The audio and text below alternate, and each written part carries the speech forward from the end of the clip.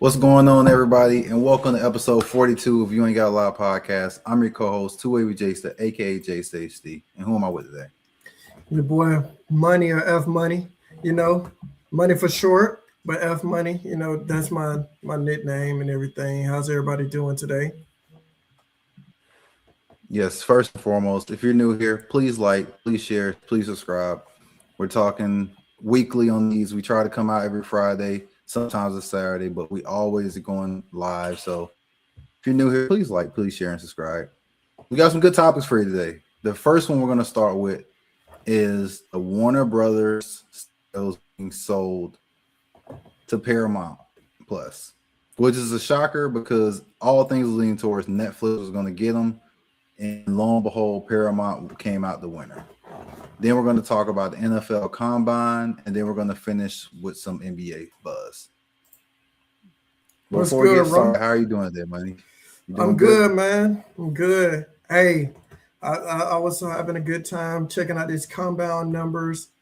I seen that Paramount deal and I was like, wow. And I got some news for you all regarding the Miami Heat. Will Bam be the next superstar move? Yeah, we'll get to that. It's gonna be a good one. But first and foremost, Paramount Plus buys Warner Brothers. Last time we talked about this, the Warner Brothers board was voting against Paramount in December, and the board unanimously rejected the offer because they felt it was inadequately financed and riskier than Netflix one. They promised an all-cash offer about $30 per share to purchase of the Warner Bros. Discovery outright. Paramount financing reportedly involved debt backing from private trusts, which Warner says lacked the credibility and backstop that Netflix offered. So Netflix and Warner Brothers signed a definitive agreement December 5th for Netflix to acquire Warner Brothers, their film, TV, streaming, HBO Max, and the regular HBO, and other assets in the deal valued of $82.7 billion at the time, about $72 billion in equity due to the value of $59 billion in debt financing. As of the 27th, I believe, Paramount Plus Skydance struck a new deal that was higher bid than to buy out all of Warner Brothers, which was $110 billion, roughly $31 per share in cash, including the entire company, not just the studios or the streaming, the entire company outright. Paramount upgraded this original offer significantly. Paramount then just sit still after being rejected. It sweetened the proposal multiple ways that ultimately addressed many of the board's earlier concerns. $31 per share all cash offer to acquire the entire company, not just a studio and streaming like Netflix. Committed to pay a $2.8 billion termination fee owed to Netflix. The Warner pushed the deal, reducing a downside exposure. Added financial incentives such as ticking fee, basically extra cash per share if the deal takes longer, and additional assurances regarding the debt financing. Together, these structural upgrades made Paramount's bid cleaner and more certain and removed key risks that the board had cited earlier. What are your thoughts, Money? My thoughts, man. So I'm gonna let everybody know I actually have HBO Max. So when I seen this, I was wondering, okay, what's gonna happen to HBO Max? Because I know with when Disney bought Hulu, it became a package deal. When Netflix was gonna buy HBO Max, right? It was going to become like HBO Max has their own thing, Netflix has their own thing, right? So I was like wondering what's going to happen. Well, I got the news, and I'll say to me, I think that this deal makes Paramount Plus a much more competitive platform because they were to me slacking behind Netflix, Disney, all the other bigger, streaming devices, streaming services. And heck, I would have took Tubi over Paramount Plus because because Tubi also has the older anime like Static Shock and Code Name Kids Next Door and those type of shows. So I'll say it makes it more competitive. I'm gonna break this down. I'm gonna say so. Since I was talking about HBO Max, it looks like with this merger, they plan to merge HBO Max content into Paramount Plus, and so it's going to create a combined, more competitive platform which includes a library of HBO, Showtime, CBS, and Paramount content, making it a much more higher price subscription fee, but it'll also make it a stronger streaming service. And to me, they needed this because nobody's really buying Paramount as much as these other companies. And then people are like, well, they may go way up in price. I'm like, and somebody said no. Netflix has set the market. If anyone goes higher above Netflix, people more than likely aren't going to buy them. So I'm like, they'll probably be, to me, I think they'll be about $15, maybe. I'll say at the beginning, I think they will make sure to, be lower, probably 10 at the beginning to get people to, want to check it out. But after that, 15. What's your feelings? Well, you don't make this deal if you don't think you're going to recoup your money. You know what I'm saying? You spent $110 billion. That means you have a plan mapped out that in X amount of time, you're going to make your money back and some. And I think, if they make theirs more affordable, that could definitely change the game. Obviously, I don't think they'll be as low as $10 a month. But I think Netflix originally was $10 a month. That's like 20, I believe, or 18 or something like that. So if they can come in under Netflix, people might start switching. And so I just think this whole thing is kind of wild how it came about, because it was so many reportings, and it was once again a unanimous board decision that we're good. There's too many plot holes in that. And the fact that Paramount said, all right, bet, let me tie up all these loose ends and then bring in a bigger offer, to the point where they had Encore Alternatives LLC, which is an activist investor, began publicly pushing shareholders on the board to consider Paramount as a superior proposal, meaning it could yield economic value more than the Netflix agreement. They even threatened to proxy fight the board. They did not engage more fully in the Paramount offer, increasing pressure on directors to maximize the shareholders' returns. When Paramount revised that offer, that $31 per share, and it was structure reduced to execution, Warner Bros. Officially determined it to constitute a superior proposal under the Netflix merger agreement. That legal designation is important. Warner Brothers triggered the matching right clause in the Netflix deal, giving Netflix time to counter. Netflix chose not to raise their bid, saying doing so was financially unattractive. As a result, Paramount's bid became the winner. So, wrap it all up. Originally, Netflix deal seemed safer and provided more strategic value for shareholders, and Paramount's early build looked less certain and close and riskier to finance. Now, Paramount improved its offer by increasing a cash per share, covering the breakup fees from having to get out of that definitive agreement with Netflix, offering financial guarantees and incentives, activist investors pushing them to reconsider. Regulatory signals suggest that Paramount might also actually clear hurdles more easily. Netflix declined to match the offer, ultimately led to the board's shifting was arbitrary, and it was weighed the risk value certainly after Paramount stepped up its bid.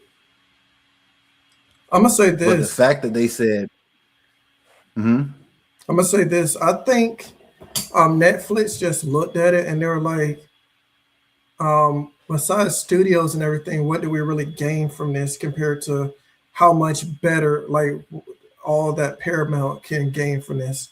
Because Paramount also gets CNN.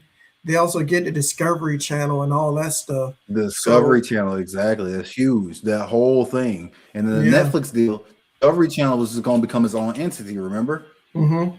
But now they're getting Discovery Channel. They're getting the entire company. There's no nooks and crannies not being turned. CNN is the big thing. I'm surprised they were able to, up it and get CNN. And for everybody who don't know, we talked about this almost 10 episodes ago on podcast 34. For it to later change. Yeah. Because me and you both thought it was, we're like, yeah, man, Netflix. I was telling people, hey, you might want to check out. Agreement. Yeah, we're like, hey, you might want to check out the deal, get Netflix stock and stuff. I still think Netflix stock is undervalued. But I'll say what this changes the game with Paramount. But for Netflix to come up $20 billion and they're not getting the net return, and I think the way it works too, I may be mistaken here, but I believe if they matched the offer, they weren't still getting the same return. So even if they matched Paramount's offer, I don't think they would get Discovery because their original was like Discovery wasn't included. Yeah, or So I CNN. think Netflix, yeah. So Netflix was like, it's not worth it, which I totally agree with. If we're not getting the same offer that they're getting, why should I even match that? We're gonna pay Makes you no sense. more money for less. It's ridiculous. It made no sense. I completely understand Netflix pulling out. Paramount really believed that they can make some money off this, and I mean, who's smarter than the billionaire, you know? So Here's something we're not talking about. Um, so what is Paramount going to do with all these DC characters? Because I think they made a deal because they seen that hey, we can make some money making some more Batman, Superman, Blue Beetle. They might come out with a Static Shock movie. Hey Jay, you got your pitch for Static Shock? They come out with it. I mean, we'll see. We'll see if they, are more invested in the DC world or Marvel, whatever. I'm not a superhero person movie, so forgive me, fan viewers at home. But DC, whatever Warner Brothers, they control DC. Okay, whatever it was, it could lead to more films, but they just shelled out a lot of cash. So it'll be the opposite. They might end up not doing some of them, or they might be cutting corners. We'll see. That's a lot of money. Jay, here's something. What if they decide to make some movies or make some things using AI? How would you feel about that? Who wants to see that, bro? AI is already getting out of hand now. I wouldn't want to watch an AI movie. I'm just saying. You said they're cutting corners. Hey, we never know. Well, it will leak that it's AI. At some point, they're going to inform us AI, whether intentionally or unintentionally. So, yeah, I'll say to me, the deal is better to Paramount. They get like we said, they get this stronger thing with CBS, with getting Discovery, which is huge, especially when we're kids. Totally agree with you. Big deal. Discovery Channel is a big deal. And it makes. Do you think it makes their platform much more, willing to attractive? Yeah, much more willing to buy it. Yeah, for sure. Absolutely, because it's funny because I had a trial, a little week trial, and there's a bunch of stuff on there, and I didn't realize how much Paramount had until I had the week trial, and now with this happening, they're going to absorb HBO. I'm thinking about getting it, man. Because right now I have Hulu. I might switch from Hulu to Paramount Plus. Jay, I might have to because I have Paramount, and my wife, she loves what's good, Ron. She loves the HBO shows, the Fixer Uppers and all that. So I'm like, hey, we might have to invest in it. And then she's saying they have AI singers. Yeah, they're doing a bunch of stuff AI. There was a commercial for during the Super Bowl, one of them that was like entirely AI, and like a lot of people didn't know, thought it was the actual people, but no, it was an AI commercial, and they launched it during the Super Bowl. So yeah, and the thing with AI too, it's getting better. I think that's the part that's more concerning. It's getting better, and it's getting harder to tell that it's AI. That's a fact. That is a total fact. Hey, do you think with this deal that they would ever be able to eventually take over the market for Netflix or Disney Plus? I won't say fully. I think Disney, yeah, because I think Disney's more known for the classics, man. Like Disney got a bunch of movies from our childhood that we're like, yo, Disney's not pumping out hits no more like that. We get a good Disney movie once every 4 years or so, if that. Mm-hmm. What's the last good Disney movie you've seen? I can't remember the last Disney movie I've seen. Exactly. So it's been a while. So I think they can overpass Disney because Disney's nostalgia. Netflix is ever growing. When the last time you watched Netflix?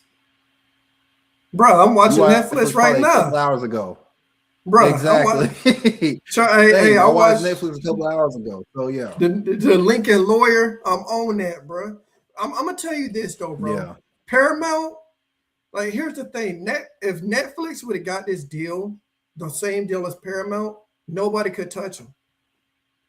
Yeah, they've been untouchable, 100%. But since Paramount, because Discovery, I don't think Mhm. I don't think people realize how big Discovery is. Discovery Channel is not only informative, people love for their kids to learn, so kids are watching it, and it's worldwide. It's not just, oh, this is just an American thing, or oh, it's just a Canadian thing. The Discovery Channel is worldwide.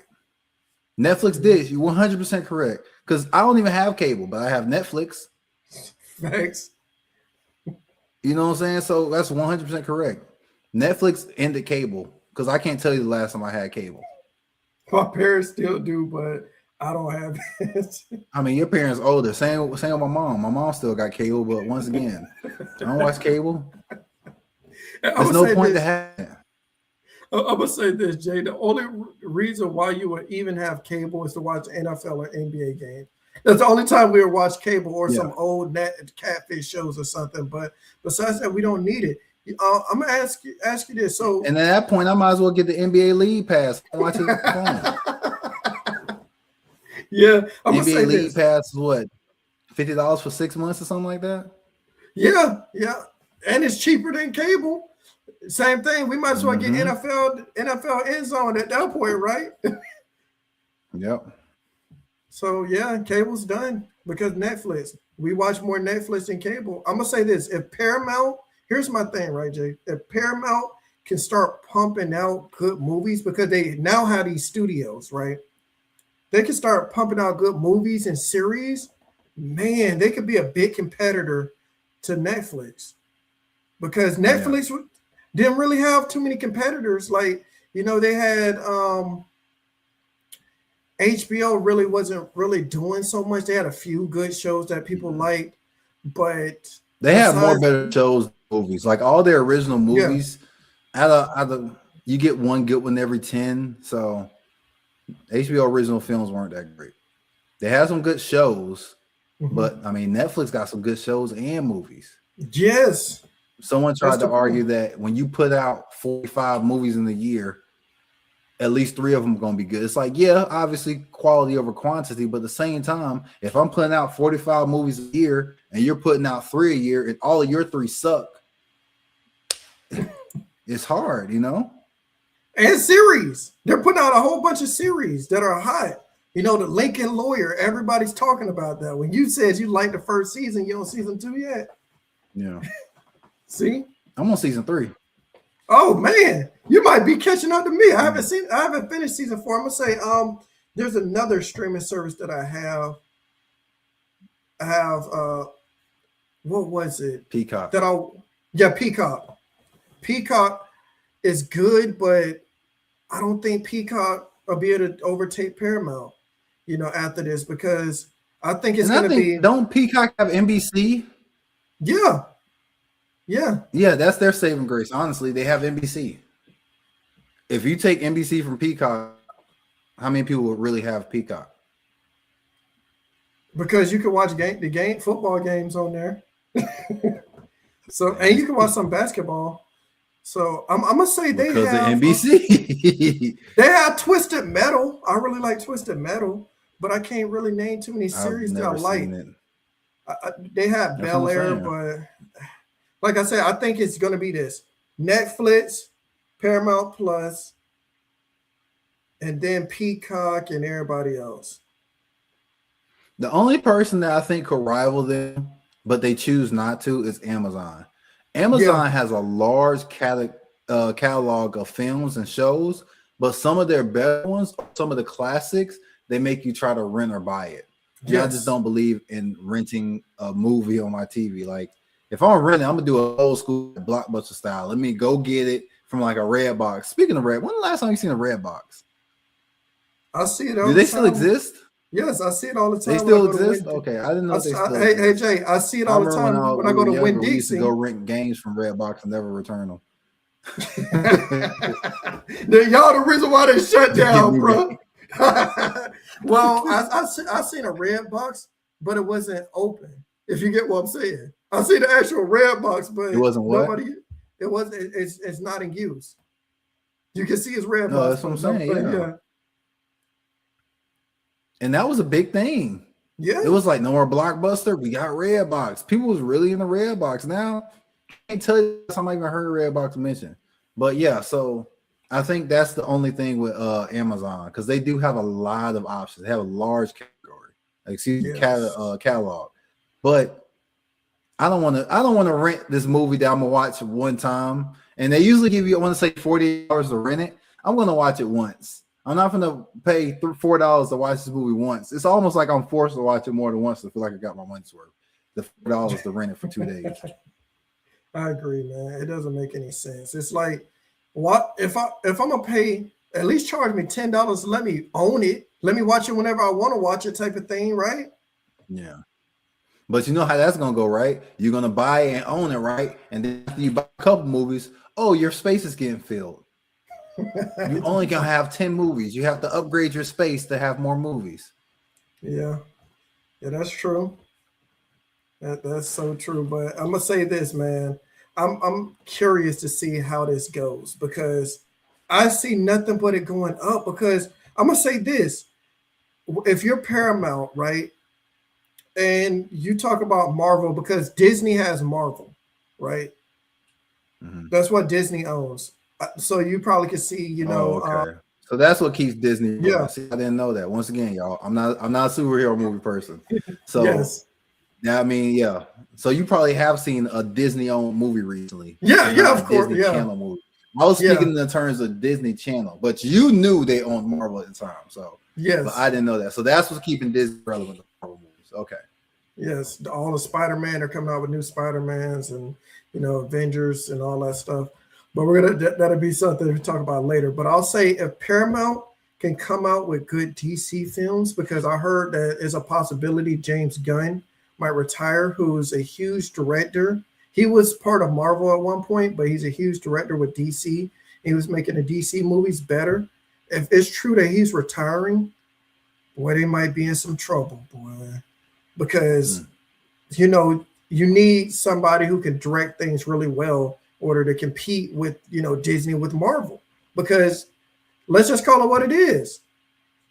Like you were saying, I remember you saying one episode that they keep putting out the same superhero movies, Batman, Superman, with and they keep restarting it with Sony and with all that whole situation. But we keep talking about how they keep putting out the same movies, and Sony has a And we're partnership also with Disney. changing who's playing the superhero. Like I Yeah. don't like that either. Like I have a personal thing. I don't want to see anyone play more than one superhero. Like I don't want to see. I'm gonna make this up, but let's say who's some random person. Let's say Samuel L. Jackson played Batman, right? I Mhm. don't want to see Samuel L. Jackson 6 movies later playing Iron Man. Like I Let me don't ask you want to see this: that back and forth. can you see somebody play a superhero and down the line they kill off the superhero and they play the villain? Because that's I mean, happening that's with Robert different. I know Downey they're doing that Jr. with yeah, they're doing that Yeah, with Robert Downey Jr. because he's gonna be Miss Doom, Doctor Doom, right? yeah. So like, Mhm. yeah, that's different, and that shows some type of creative lineage. But don't have him play like what's the dude name? I don't like him as an actor. I can't think of his name, The dude but who he played played the Ant Green Man. Lantern, and it was a horrible Oh, film. oh, No, okay. I I get can't what think you. of his name, I but he know. I know what played you're Green talking about. Lantern, and it was a horrible film. And then he came back as what's his name? Deadpool. Oh, yeah, yeah, yeah, yeah. I know who you're So talking it's about like, now. so yeah, I don't like seeing multiple people play different superheroes. Let's just call it what it is. They need to come out with a static shot film. Nobody has put that film out. Come out with something different, right? Like all of the Yeah. 90s kids would flock to that movie if they can make it good. If I can't play static, I would love to see it be Caleb McLaughlin. He played Lucas. Obviously, Jaden Smith. I kind of personally I want to see Jaden Smith play Spider-Man. I want to see him play Miles. I think Jaden would be a Miles great Miles Morales, okay. Morales. But yeah, either one of them two could play static. Like I said, I think I'll prefer Caleb static and Jaden for Miles. Hmm. But we'll see. Okay. Uh, hey, hey, you might get an invite to a shooting. We get big enough. Hey, Hey, I'm all I'll be for it, man. hey, I'll be there. But I'm gonna say I think this is gonna be interesting. We will definitely keep y'all updated with more information coming on regarding this one. But are you ready to talk about football, bro? Let's talk about this combine. Money's favorite time All of right. year.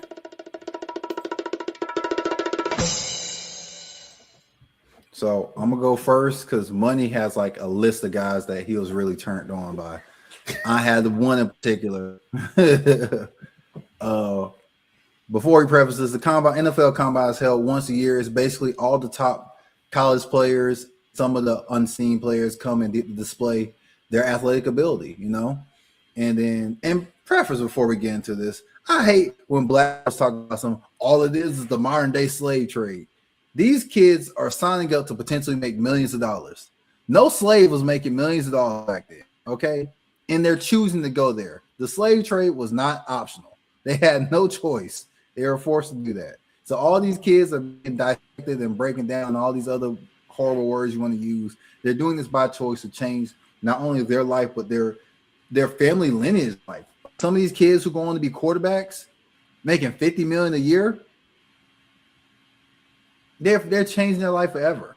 So no, I don't buy any of that BS. But so the first kid I was blown away by was Mike Washington Jr. 6'2", 220-pound running back from Arkansas. He was a 1K rusher, averaged 6 yards a carry his senior year, ran a 4.33 40 at the running back position.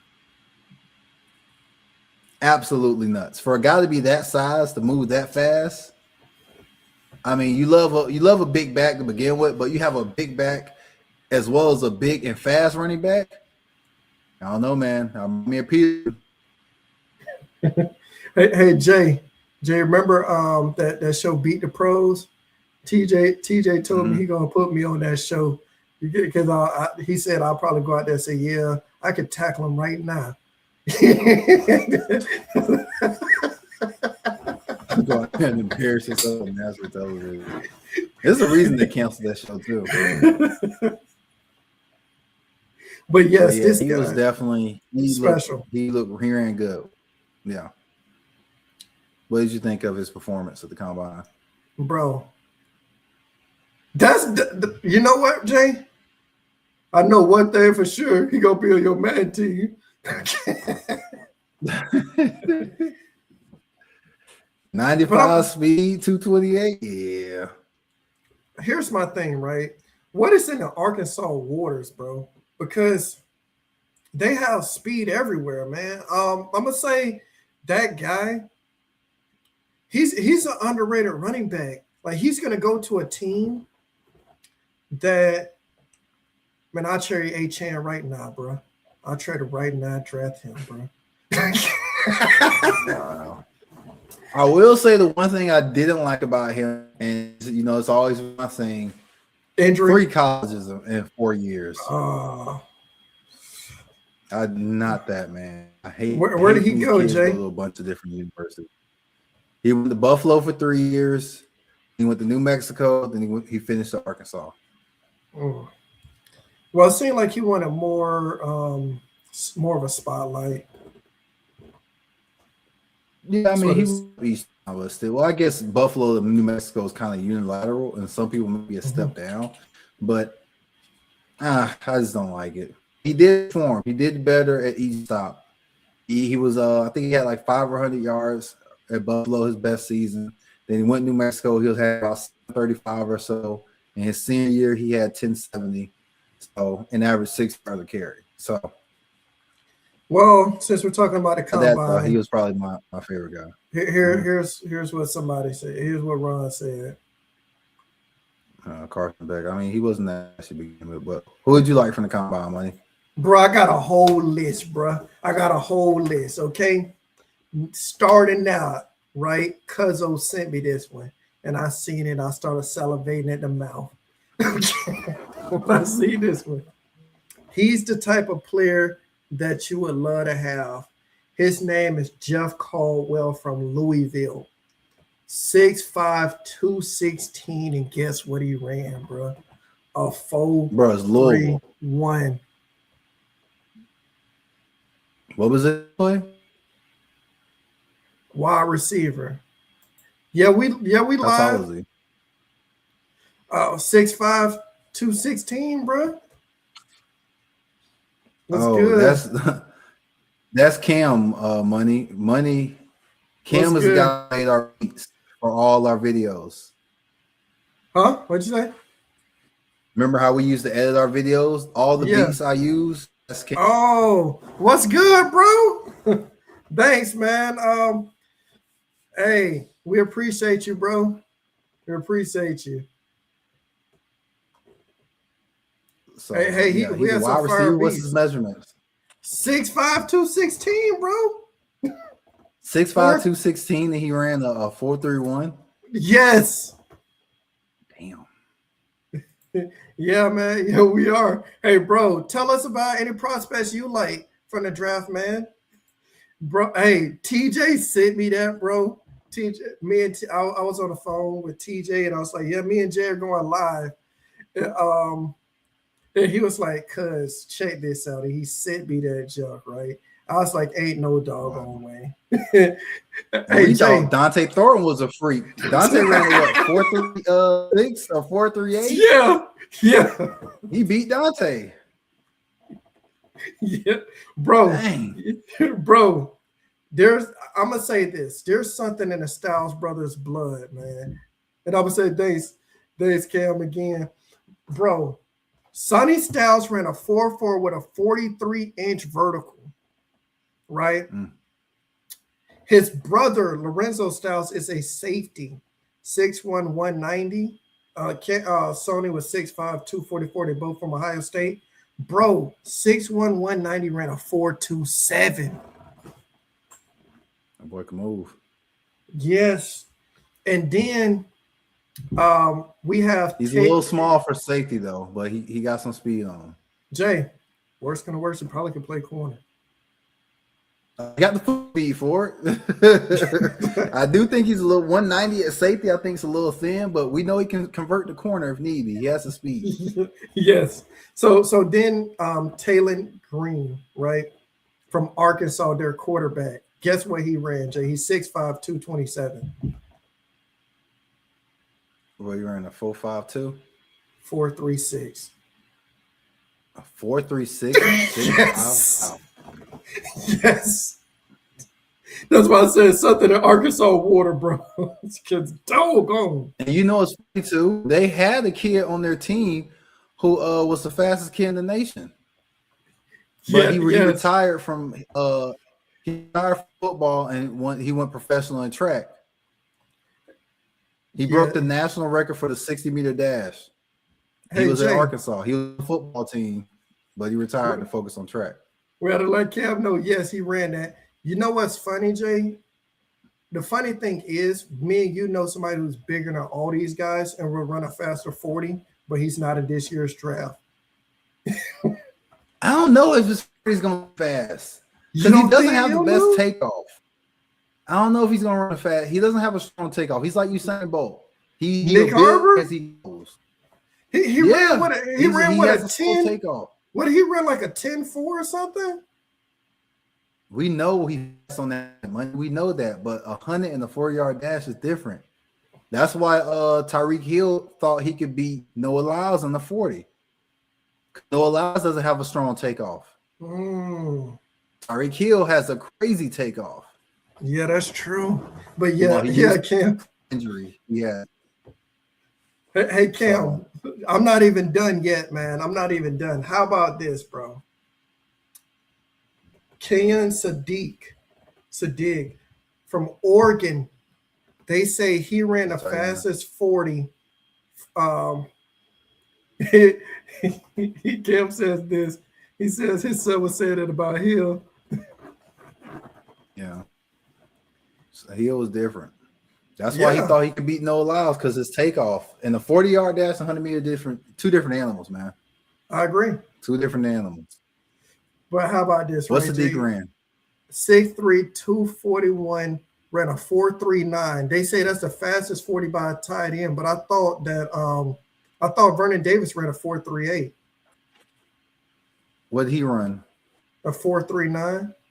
But they say that he was the fastest. Yeah. That's what it came out and said. But I think Vernon Davis ran a faster 40. but still that's blazing. A tight I end thought he running a did too. I'm looking it up 4.3. now. Yeah, that's wild for a tight end. And he's not small though. He's like 240. You know, that's good size for a tight end. It's not like he was what? Yeah, six. usually when the guy's that fast at a tight end position, they're going to be under 230. But 240, yeah, that's Did you check it? What did they say? yeah. It said 4.3. It said 4.39. What's They the say he fastest? ran a 4.38 at his pro day, but at the combine he ran a 4.40. Oh, okay. Okay. 4.4 That makes flat. sense. And then we're talking about a potential steal for the Chiefs if he lands there. Your boy Love, running back from Notre Dame. I was trying to tell you this, 4.36. and Yeah. yes, bro. You know what they Mhm. said? They said this is the fastest running back class. Think about all the running back It's a classes fast we class had. period. It's a lot of people with wheels. Yeah, freaking quarterback running faster than doggone corners. I told TJ this. That's wild. I told TJ this. If I was the Oakland Raiders, they got the mock draft of me drafting Mendoza. Nah, bro, give me that boy Taylor Green. Cause hey, ain't see the dude throw one pass and see no film on him. You just seen his 40 time. That's what happened with Anthony Richardson. Everybody went crazy over his vertical, his bench Same press, his thing with broad jump, and Green. his Same thing with Green, Jay. He had a crazy vertical, broad jump all that. And everybody lost their mind. Like Anthony Richardson is next. Oh man. Now look. Hey Jay, after this combine, But 4.3 as at a 6'5". You how heavy was he? 230, you said? 220, yeah, about 230, 227. Wow. He was bigger than RG3 and Vic, Yeah. and just as fast. And Lamar, he's just as fast too. A lot of people know this. RG3 was 220 at the combine. Really? I didn't know Yeah. that. So if he'd have slimmed down, he'd have ran it faster. Shoot. Potentially, yes. What's your fastest He 40 bulked up ever, for football, but you know when he ran, huh? What was your fastest 40 ever? And was it You ask me hand this or every year. Yeah, we got to talk about it, bro. We got to talk about it. Was it hand or laser time, bro? Fast hand time was a 4.35, but I think the person wasn't paying attention. Fastest laser was a 4.38. So, hey, you be competing with these receivers right now, bro. Get you in shape. Okay, so since we're talking about the NFL Combine, Jay and I have to have this conversation because I think it irks our nerves. Or do you want to talk about the players you want our teams to draft first? We can talk about that and end with the our thoughts on the combine. So I'll say the guy that I thought looked good during the season and more so looked good combine too was Vega Lone, Penn State offensive lineman. I mean, he's just a stud, man. There's so many things about him, but I'm gonna try to keep it real short and sweet. First and foremost, proven high-level production at Penn State. He was consistently dominant starter on the offensive line, earned all Big Ten honors and All-American honors. He was elite pass protection, which we desperately need with Bryce Young. Across a high volume of snaps last season, he graded as the #1 pass blocker in the country for interior linemen. He barely allowed any pressures and only allowed 1 sack all year, which would be huge to keep our quarterback clean. He was also strong in the run game as well. His power and leverage allowed him to move defenders in great lanes consistently, which is why Penn State had 2 elite running backs this past season. His versatility and football IQ. His back includes experience on both sides of the offensive line in high school. He played D-line and offensive line, which he used that to stay disciplined and controlled in complex blocking schemes, which could help Carolina tremendously. We need someone who can do passing and run blocking. And last but not least, his leadership and character. He has so much off the field leadership, helping teammates, and we need leadership. And one of my favorite clips of him, it was right after they lost a big game. And one of their equipment manager guys, just some scrawny, probably a student, honestly, just struggling pushing like these heavy boxes. Vega hops the wall and helps the kid push the thing. Keep in mind, he just lost one of the biggest games in his college career. He can easily be mad and just go back, but he hopped because it was a small little wall. He's in full pass too, money. He hops over the wall. Man, that's athletic ability. So that shows your athleticism, to see Jay. somebody like that, to never let the game get bigger than life itself, but also keeping the main thing.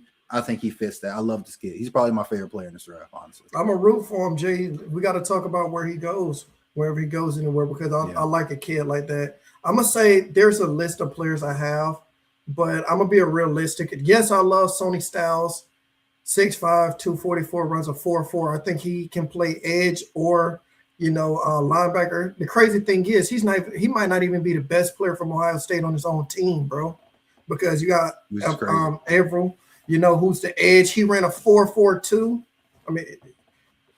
I was saying a 4.4 also because he ran a 4.46. So I'll say Ohio State had a loaded defense. And you know who I like? We've already had this conversation. If I had to pick one player, I would go Caleb Downs. I feel like we need a playmaker in that secondary. There's rumors going on that we're going to trade Minka. We need somebody back there that has, Pro Bowl potential. I also like the two corners. Caleb Downs is a safety. They're projecting him to run a 4.4, so he has good enough speed. He's fast, as a safety. We need that. You don't want a slow safety. Oh, and by the way, Styles is bigger than our boy Kyle Hamilton and faster, which is ridiculous to think about. But I'm gonna say a linebacker though, no? Yeah, he is. Yeah.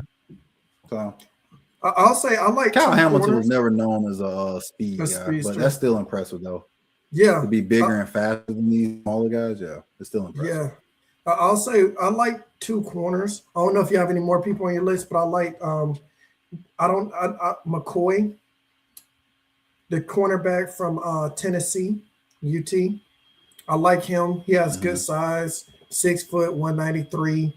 The only concern about him is injuries, man. I'm concerned about injuries.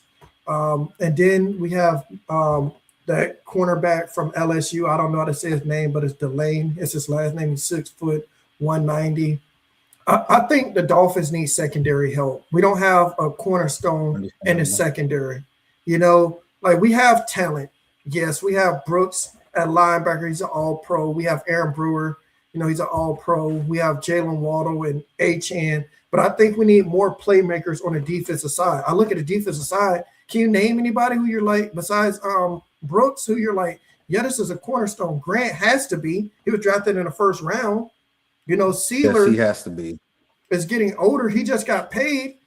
I'm like, we don't have nobody in the secondary. That I'm like Jack Jones had a decent season, but I'm like, I don't expect him to continue it. So I'm like, hey, get us one of the corners or get us Downs, who I think has all pro potential. I think you said LSU, you made me think about them. Obviously, we got a while until we even hear about this kid. You might not even heard of him. The 6'4" corner? He's 6'5". He grew an inch. No way, bro. I know who you're talking about, bro. DJ Pickett. Oh man, I get Marvin Harrison Jr. vibes with this kid, man. He was a 5-star receiver and 5-star corner. I think he's the second person to do that since Travis Hunter. He's not playing both ways. He's going to primarily focus on defense, but I can see him getting in a couple snaps on offense because of his ball skills. I love that kid. Hey, Jay, and size. He's going into his second year of college. 6'5" corner. We've only seen that once, and he was more of a zone corner. So we're gonna have to have. I think we're gonna have a segment called Watch Alert, and we're gonna have to have the guys we're gonna come out with a segment, during the off season called Watch Alert, and we're gonna have you talk about guys with crazy size that you were like, man, these guys we gotta check them out, and we're actually gonna see how they progress the year after. That's what we're gonna have to do. That actually will be fun. We're gonna have to pin that one.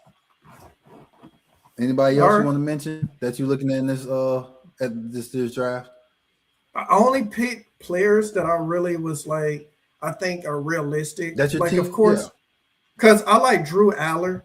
I think he has a rocket arm. I think he's gonna go late.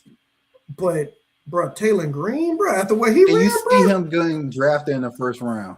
Who? Do you Drew see a Aller. team getting hungry and taking Drew in the first round? I like Drew a lot. At best, I Can see you see third. someone being like, I'm gonna take him? At best, Third, third. At I'm right best. there with you. And I like Drew a lot. He got injured, bro. And here's the thing that we always talk about, Jay.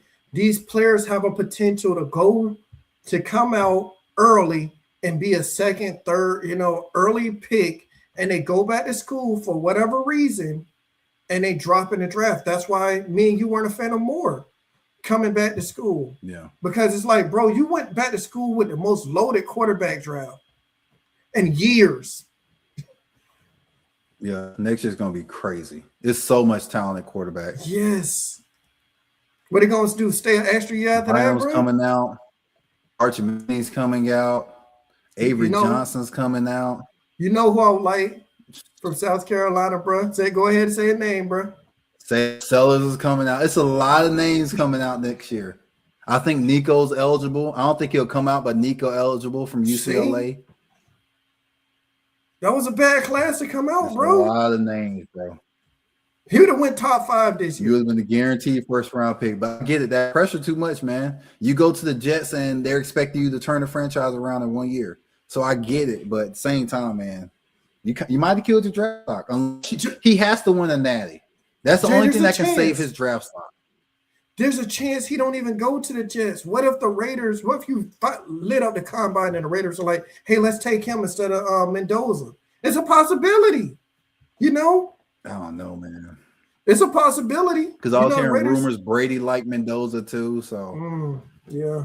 I mean, obviously anything's possible. Money, you are correct. Anything's possible. But I think Mendoza is such a lock. And we've already talked about it where I think Mendoza isn't. Not that I don't think he's good enough to go number 1. I think the Raiders have so many holes on their roster that quarterback is the least of their worries. If you can't keep him upright, it doesn't matter who you got at quarterback. Any other prospects that you're looking at? Because I know we're going to have to have this conversation, and then we'll go to the NBA after we have this conversation. Well, edge rusher Styles. I think since we passed on edge rushers, we got some good rookies in. Nick Scorton was good. But I mean, and Prince was okay, but I think we could use a top end edge rusher or maybe another linebacker. I think our linebacking core wasn't all that great. What about Reese? Well. Alvell Reese. You don't like him, or you don't think he's gonna fall to y'all?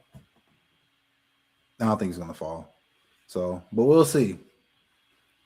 Okay. So the next question for the combine that me and Money have is, how do we feel about kids coming to the combine and not participating? And depending on, unless you have special circumstances that either you state or it's obvious why, and we understand it. Examples of those. Money spoke of a guy who's projected top 10. He has a bad hamstring, so he's very clearly not going to run the 40-yard dash. Totally get that. Yeah. Another good example. Lamar his name. Jackson. Hold on. Let me say his name. His name is. Hold on. Dang, what's his name? Jordan Tyson. Jordan Tyson from ASU, Arizona State University. And we totally agree with you, Cam. This is how Jay and I feel about this. Yeah. So in another one was Lamar Jackson. He didn't run the 40 at the combine because during his whole process, everyone was telling him to change positions. So if Lamar Jackson, who's already being told he's not a quarterback, go out there and let's say runs a 4.2 640, Money, is anyone going to play him at quarterback after he just ran a 4.2 640? Me and you would. No way on earth he would have got played. Yeah, me and you, because we have common sense. But there's no way anyone would have played him at quarterback. So we understand him for going, the running the 40. But the point is to participate. You're taking an opportunity for some other kid who could have went out there and really changed their draft stock by putting on the show at the combine. Yes. As much as I've been a big supporter of Shedeur, him not going to get the combine, I think ultimately tanked his draft value because you're at Colorado and you played good. You played great. But when you go out there and you're arrogant in these interviews, so they say, and you're not participating, you're not throwing, and then you throw at your pro day, but obviously, who look bad day pro day? Can we name one guy who looks bad day pro day money?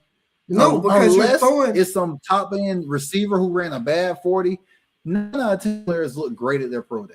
Jay, here's the reason why me and you prefer all these players to participate at the combine. Because say if like Mendoza didn't participate, Jay and I didn't like that. You're throwing to your own receivers at your pro day. I want to see you throw to other receivers because you're not going to be throwing to these guys in the pros more than likely. Let's see you throw to somebody else. You're not going to have your go-to. You're not going to have your safety blanket. It's like this newer generation is afraid to compete, and I just don't understand it. And I don't know if it's just our generation getting soft on showing these kids the ways, but it's just I don't get it. They don't want to compete. And so, like Money said, how I know you're going to be, anyone can throw to you. You've been throwing to the same kids for 2 to 3 years. You're not going to be throwing to your teammates. So I want to see what you look like. I want to see how you handle under pressure, avid circumstances. Perfect example is we can use the Cincinnati Bengals. Let's say Jamar Chase and T. Higgins go down. Are you worried that Joe Burrow's play is going to struggle? Those two guys are on the field? No, because we believe in Joe Burrow and what product he's going to put out there.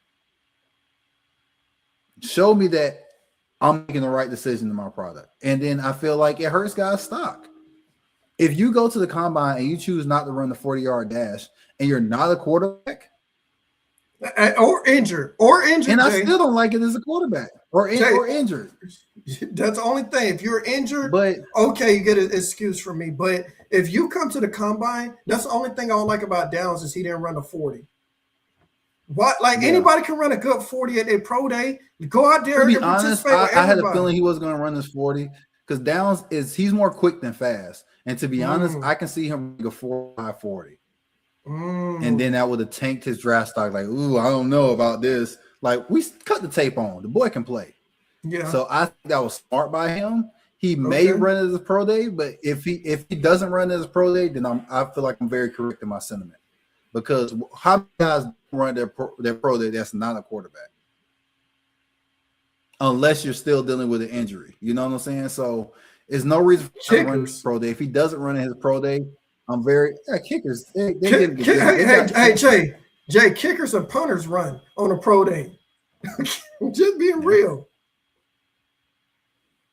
So so that's the only time, but that's why he didn't run. But also that's something that makes me alert. Like, why didn't you run? It gives me the side eye. Like, it makes me really look at you like, why did you not run? Why did you not do X, Y, and Z? Why did you not when you're a quarterback?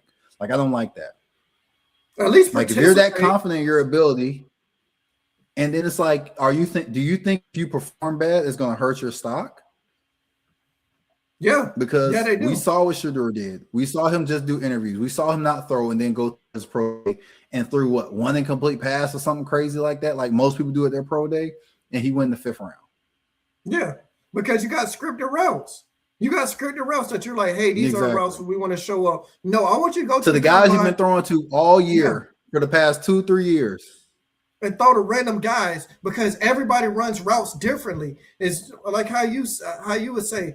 So, would you compare to the other receiver? Who's the receiver beside you? Right? We use this as an example. Mm-hmm. So the receiver beside you, you all ran posts differently, right? You all ran slants differently, correct? Right? So the quarterback had to understand the different timings. I want to see a quarterback go out there and say, hey, this guy doesn't run the routes that my other guys do, but I'll still throw to him. Like they say, Drew Aller threw a bomb out there at the combine. I respect that because he's showing his competitive nature. Why is Mendoza not throwing? Like, bro, go out there and do something. Exactly. Like, you know what? Here's what I would do. If you're going to sit there in this interview, bro, just you know what? I will rescind your thing. I'll ask you straight up. Are you going to participate? Oh, no, I'm going to do this and that interview. You know what, bro? Just stay home. We'll come to your pro day at that point. Right or wrong? Yeah, I mean, honestly, that's the point. Like, because you're not throwing here, you're going to throw at your pro day. We know you're not going to run a 40 because you're a quarterback. Most quarterbacks don't, unless they're trying to impress somebody with their 40 time. So it's like, what are we doing here?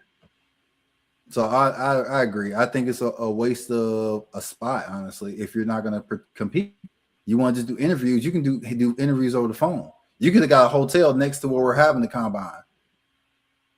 Yeah, we and could go paying the visit mission you. ticket got in. You know what I'm Yeah. saying? So exactly. So I don't like it. I never did. And it also shows, I think it shows leadership. So for example, let's say Drew ball and is behind the receiver.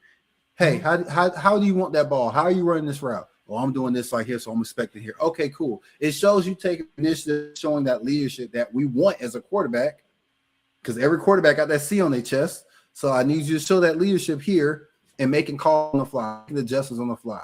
Show us how you command this field. Let me Let your ask you this, presence Jay. be known. What quarterback that was supposed to go top 5 in our generation didn't throw during the combine? Because Cam threw, Cam through. RG3 threw, Lamar threw. RG3 through.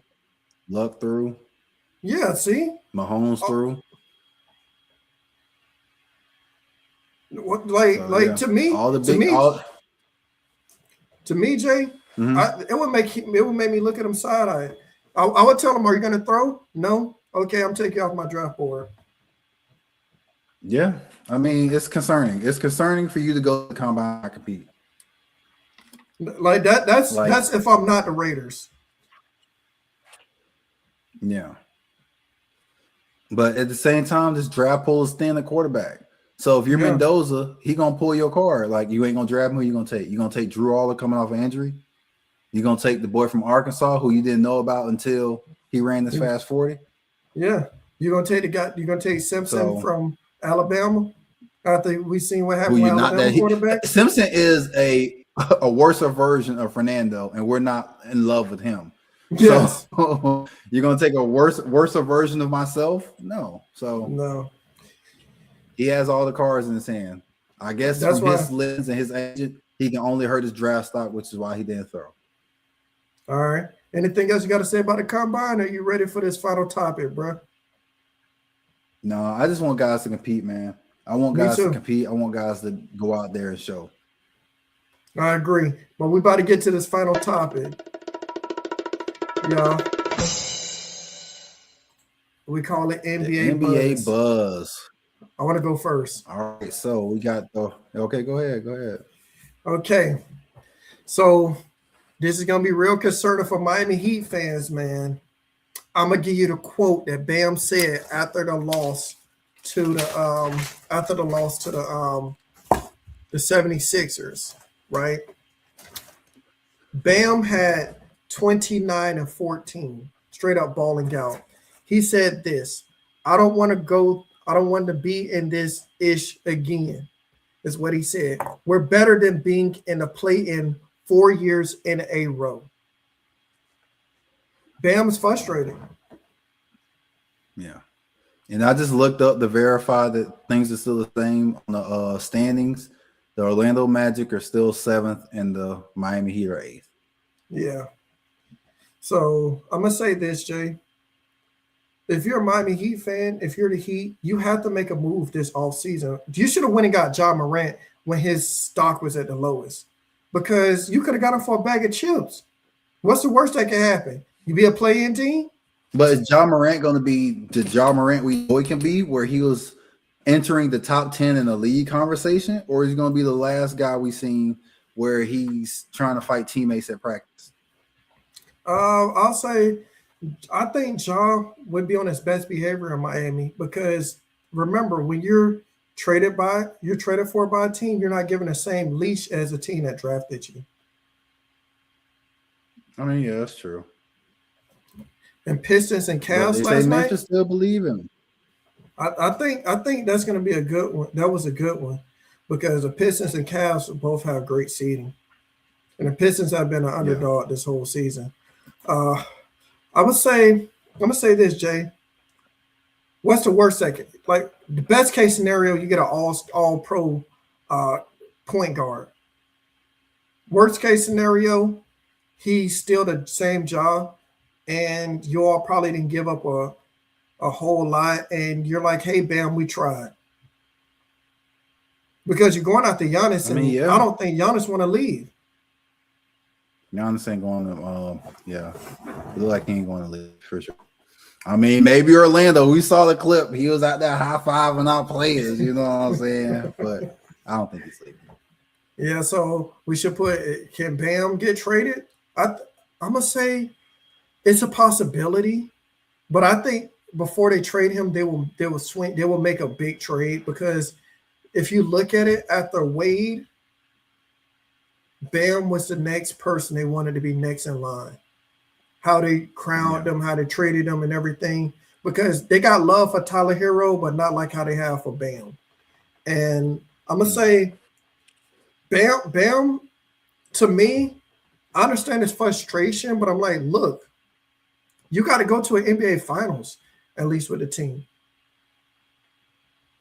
You know, it's not like Bam can really turn the team around. He has that ability. Yeah. I think if you put Bam on some of these top contenders who we feel like they're kind of borderline, like a lot of people are saying that Boston currently constructed win the championship. If you put Bam on that team, even without Tatum, as you look at the Celtics right now, you put Bam on that team, I think it's a championship team. Him and I think that Jaylen Brown just has to stop. That's what I'm saying. So, and then other news, we have teams like the Lakers who are underachieving, and DeAndre Ayton's getting frustrated with his role in the team, and he taking shots at guys lead like he's this superstar, and says, "quote I don't know what's going on with my fit here. I feel like I'm being underutilized. They want me to be Clint Capella, a guy who plays defense and sets pick and rolls. And you know what kind of player the Lakers actually could use? Clint Capella, a guy who plays pick and rolls and plays defense. That's exactly what the Lakers need. DeAndre Ayton, his ego, won't allow himself to put his pride down and play defense and set picks and roll to the basket.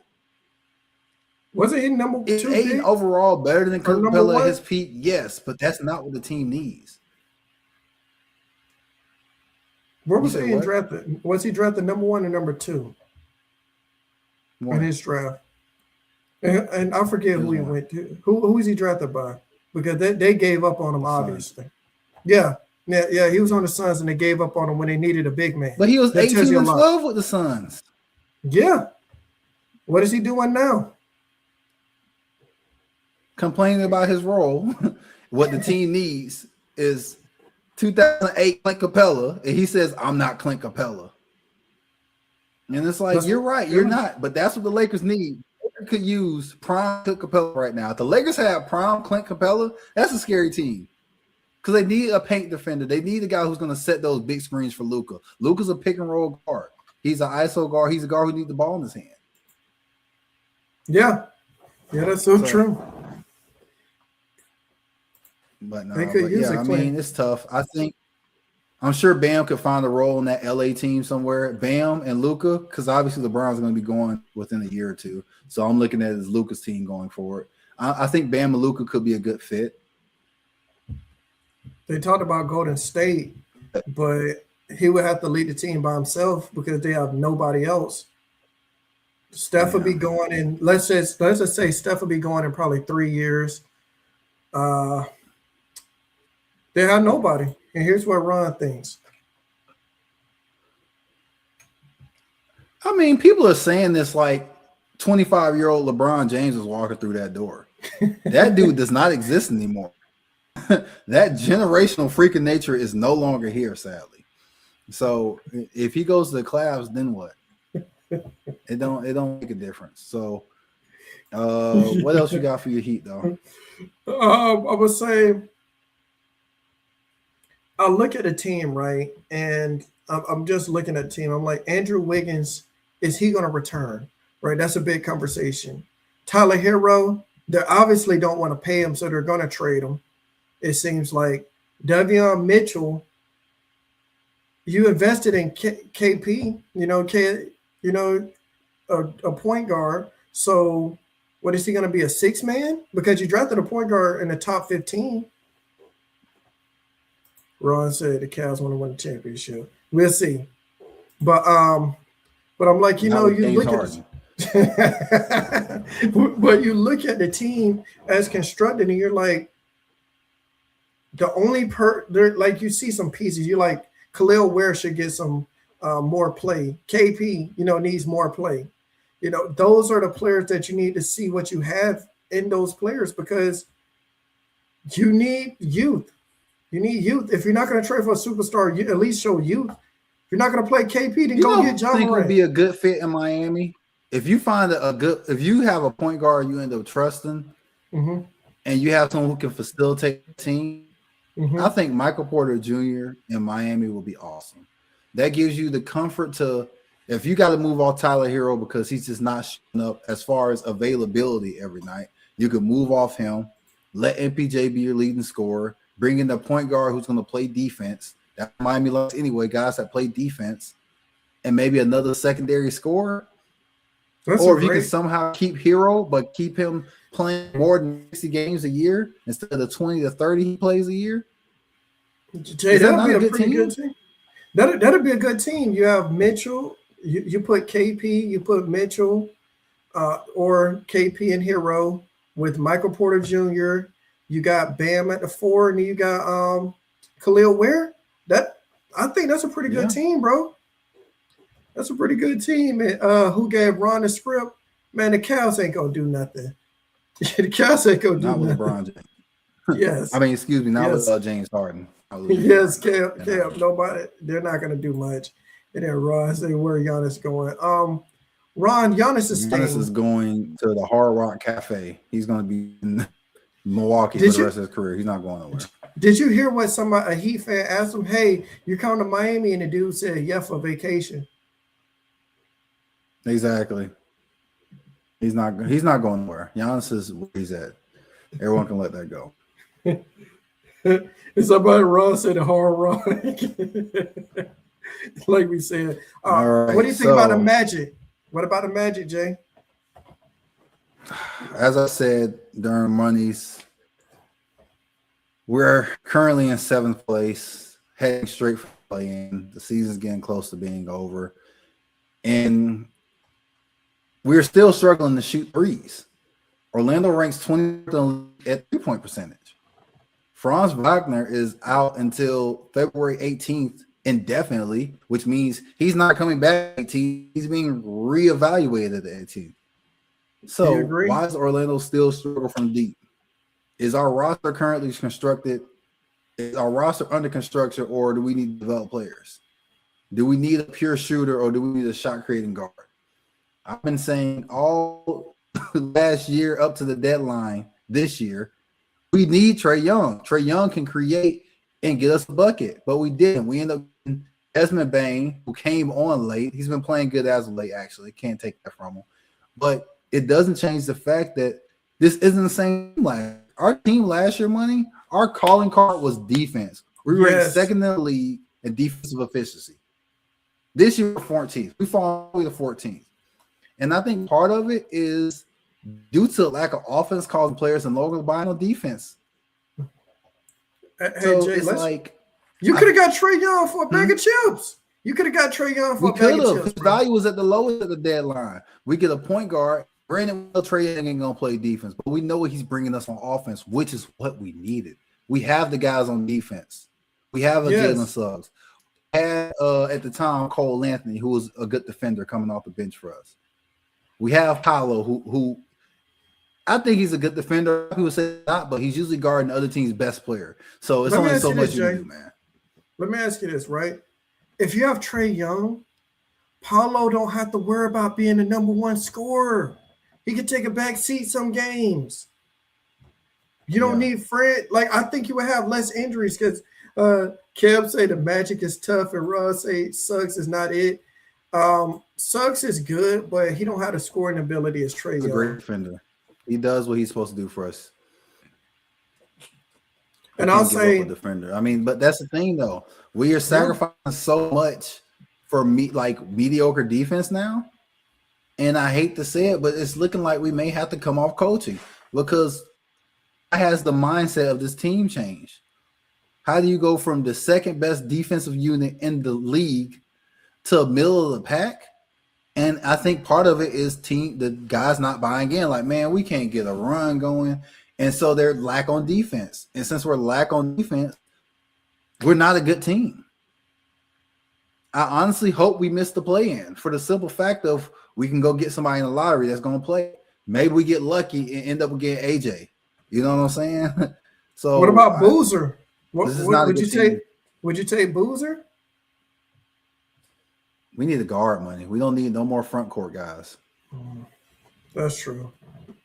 We're gonna play. He would be a great one.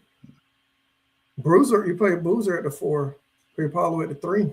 That's what I'm saying. So but what would you do with France though? Plus, yeah, that's true.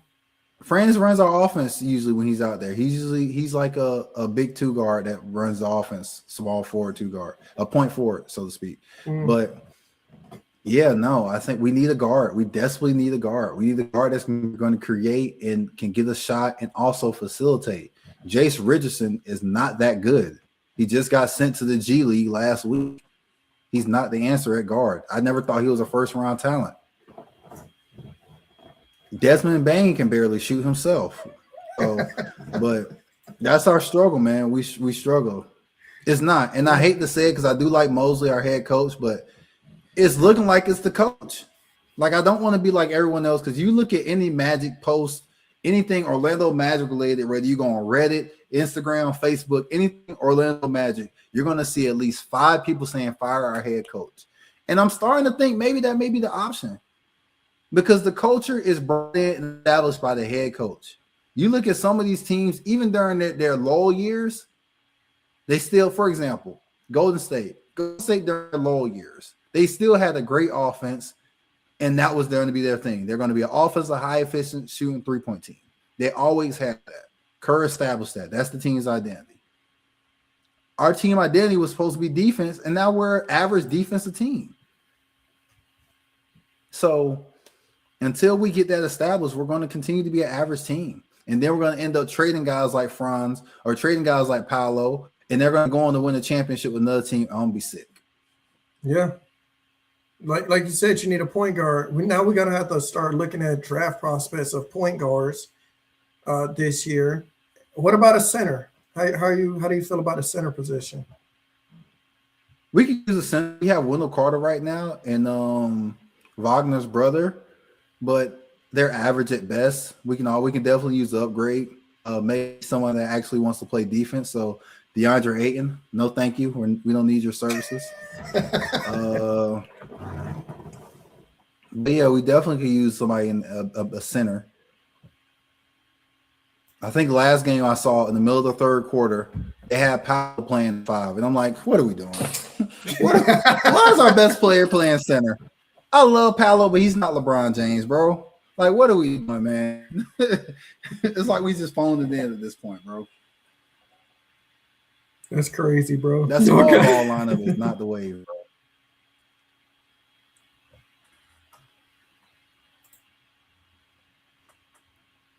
The point, you need a center too, Ron.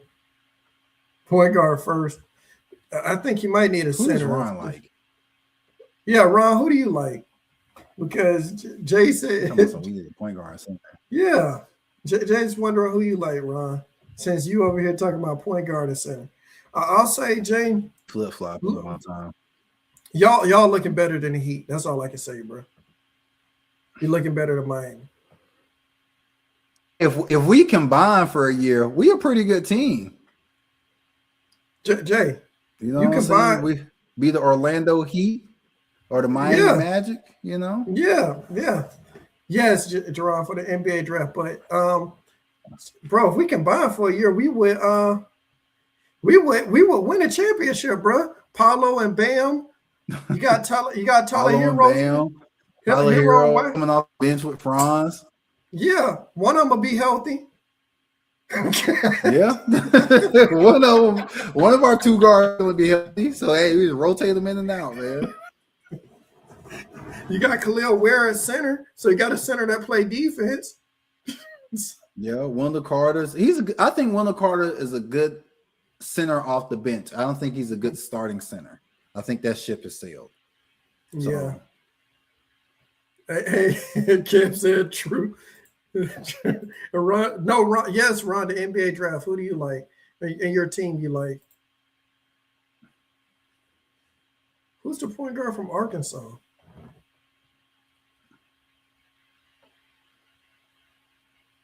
I don't know. I haven't heard the kid. Melo's son. What position I did don't he even think play? he's coming Two? out this year. I thought he's a two guard.